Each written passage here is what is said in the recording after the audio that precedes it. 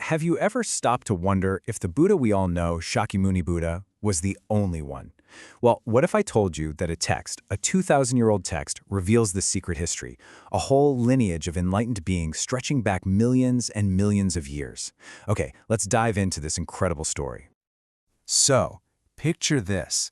Our story starts, according to the Sutra, with a group of monks just talking quietly among themselves.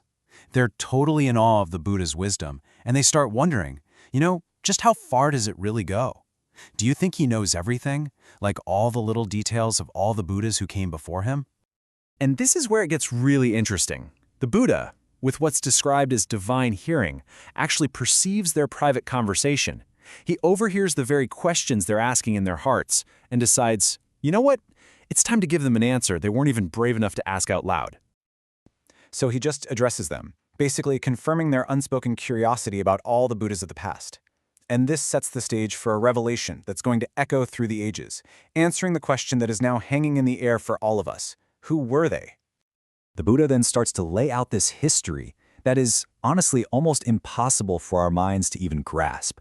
He names not one, not two, but his 6 predecessors, and in doing so, he creates this incredible chain of enlightenment that connects him to this unimaginably distant past. Now, what's really wild about this is the time scale. A kalpa is an aeon, a measure of time so vast it's almost mythical. So get this, the first Buddha, Vipasyin, lived 91 kalpas ago. Then there's this huge gap to the next 2, 31 kalpas ago.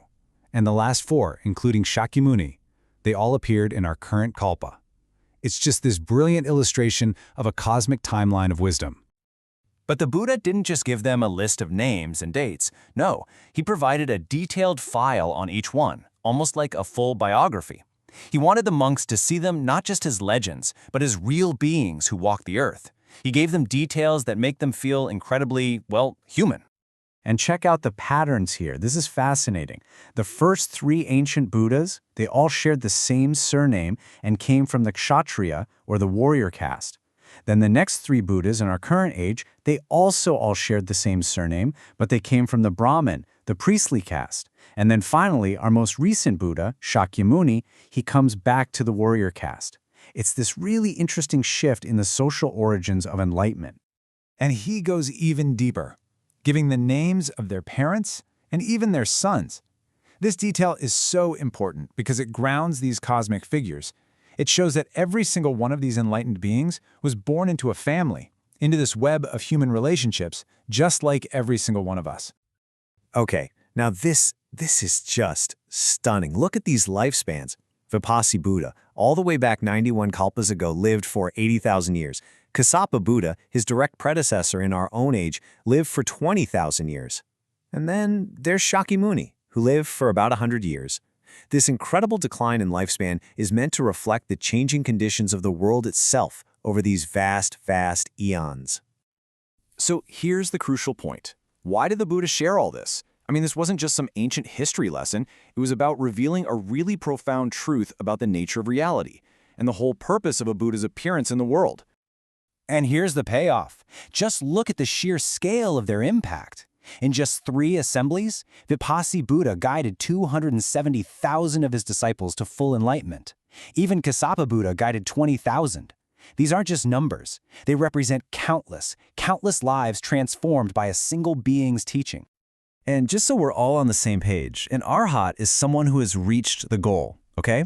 They've achieved enlightenment, nirvana. So when we see those massive numbers on the last slide, we're talking about hundreds of thousands of people reaching the ultimate spiritual attainment. It's just incredible. So this whole revelation, it circles right back to the monk's original awe.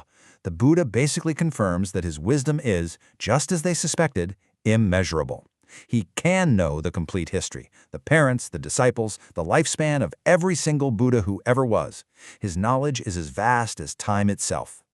And then he delivers the core message of the entire teaching with this beautiful metaphor. A Buddha is a shipmaster.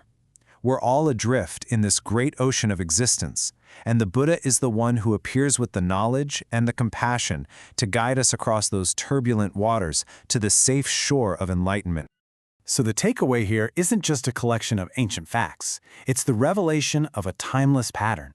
The idea is that whenever humanity is ready, a guide appears. This lineage isn't just a random series of events, it's a promise that wisdom and compassion are these recurring forces in the universe. Which, of course, leaves us with a final and pretty powerful question. If this pattern of guidance is real, if these shipmasters appear when we need them most, it kind of forces us to look at our own time, doesn't it? What are the lessons being offered to us right now? And are we ready to board the ship?